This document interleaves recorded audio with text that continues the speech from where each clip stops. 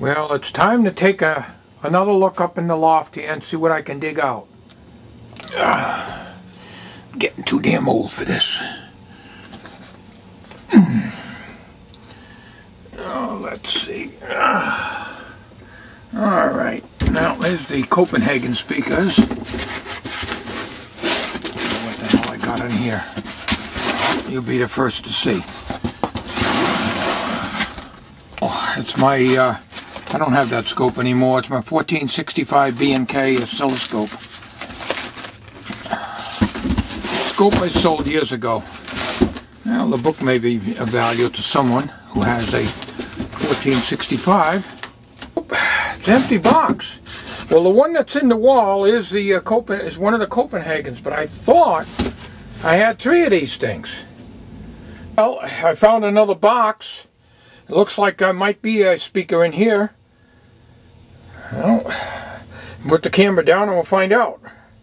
Oh yeah. There's one right here. I don't know if you can read that. It's the Copenhagen.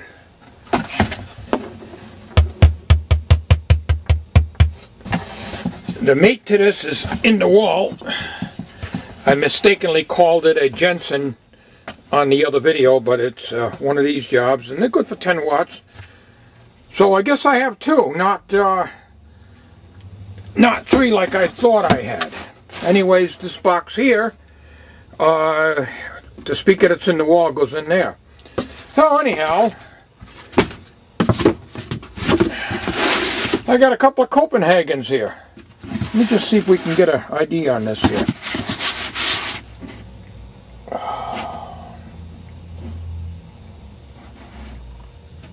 Well, let's see what we got here. Oh yeah, an old clock. An old electric wall clock. Yep, I don't even know if it works. I have no idea if it works. You know what? It's up here. You know what? I think that's a Bakelite. It's a Bakelite case. I know nothing about clocks. I don't know if it works or not, but who knows? Well, there's nothing up here now. It's very hard for me to get up any further in there because the ladder I used to get up here with, I don't have here anymore. And there's only a 6-foot step ladder. It's too damn dangerous trying to climb up in here. But it's pretty well it. There's just junk up here now.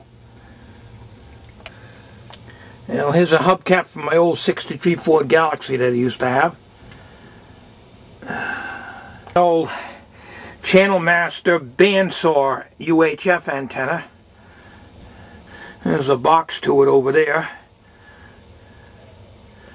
It doesn't look like I'm going to be able to get a good view of it though. Here's the back end of that woofer. That Danish speaker that I told you, that showed you in the tube room. This is the other side of it.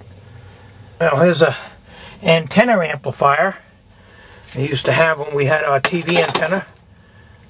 The old Channel Master. A closer look at that Danish speaker there. Oh, his taillight. Taillight from my '63 Ford Galaxy. Back in those days, you used to go in the junkyard and they, if you need a part, take it off, give me $3. When I had my '63 Galaxy back in, I bought it in 1967. I had it for 17 years, and well, somewhere up here, yeah, here it is, the expansion tank for the radiator from my '63 Galaxy. Yep, you remember the expansion tanks that they used to use on those things? Boy, here's some old fuel pumps. Here's a spark advance, vacuum advance, I believe, right here. And here's an old fuel pump with the glass on it. You know what? I bet that came out of my 50 Studebaker. I'm going to pull it out and see if I can get a better look at it here.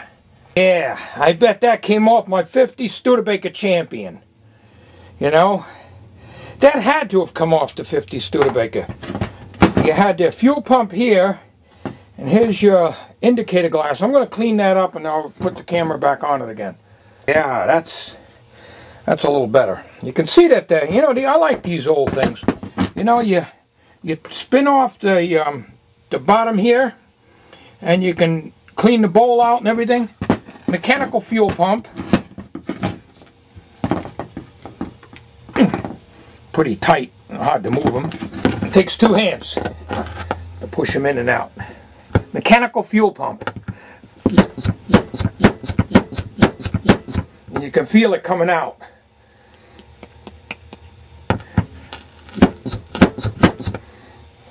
Yep. Gonna hang on to that baby. Who knows? Maybe somebody could use it. A 50 Studebaker Champion. That was my first car in 1965, I believe it was. I have a video of that car, maybe hand painting it. Anyways, I'm 99% sure it came out of the Studebaker. Somewhere in this place I have a carburetor for that engine, but I haven't been able to locate it yet. Well, on to some more junk. Might have shown these to you. These were never used. Stereo preamp. Midland. Nice chrome chassis on it. And a monaural preamp.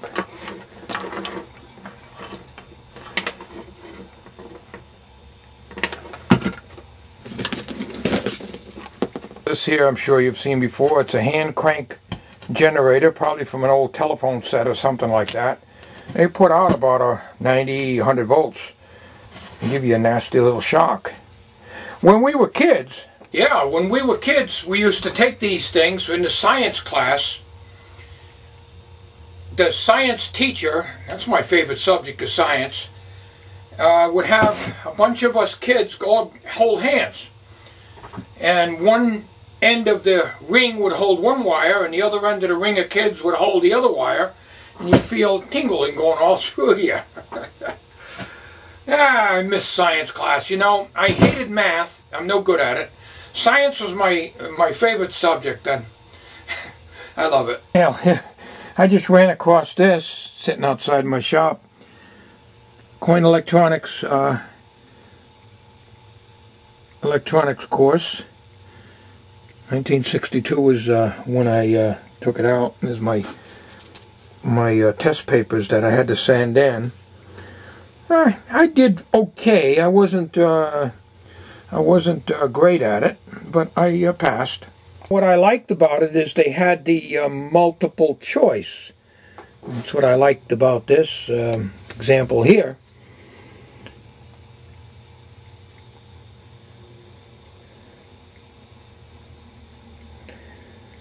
Yep. Back in those days, I didn't need this. Example of a question I got wrong here. In a tube tester. A tube tester which checks for shorts and leakage between the elements by means of a DC voltage always makes the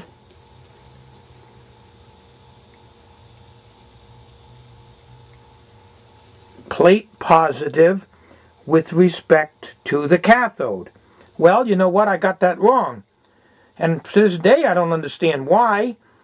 But the correct answer was D. Cathode positive with respect to all other elements. Kind of confusing. So like I say, I was not perfect on this thing. If I was, I'd be an engineer right now. But it's nice hanging on to this stuff. Oh, Christ, it's falling all over the place here. It's for reasons that I just showed you. Why I know a little, but I don't know much. But I try, and what little I do know, I like to pass it on to those of you who may be just learning or whatever. I ran across an old water pump. How the hell these things get up in the attic, I don't know. I was young, I used to run up the damn stairs. It's a water pump from my 63 Ford Galaxy with the 223 6-cylinder. Yeah. And is what's left of a 56 Ford transmission from my 63 Ford Galaxy, because when I got the Ford Galaxy, the guy I got it from changed the transmission. He couldn't get the 63. I guess it was too expensive at the time when I bought it in 67, so he put a 56 transmission in it. So I used to have trouble with it, and I changed the transmission out back then, and this is the shell from the other one.